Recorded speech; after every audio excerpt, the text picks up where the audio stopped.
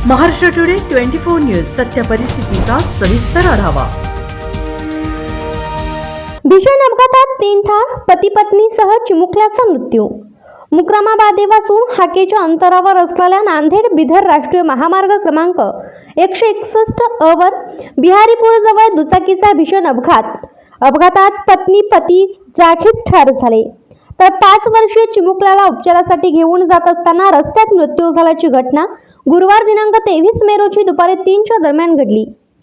मुखेड तालुक्यातील परतपूर फाटा येथील मोहसिन गनीसाब शेख वय 30, पत्नी फरीदा मोहसिन शेख वय 28 व जुनेद मोहसिन शेख वय 5 हे मुखेडहून मुक्रामाबादकडे येत होते।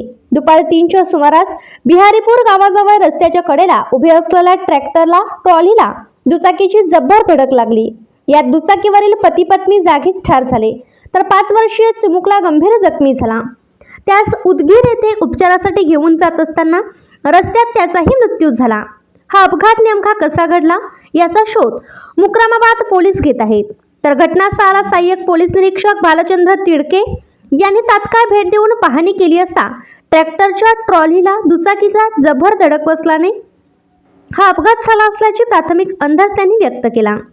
महाराष्ट्र टुडे मराठीसाठी प्रतिनिधी बालाजी साधू, मुखेड, नांदेड। आजच महाराष्ट्र टुडे 24 न्यूजला सबस्क्राईब करा आणि सत्य परिस्थितीचा सविस्तर आढावा पहा।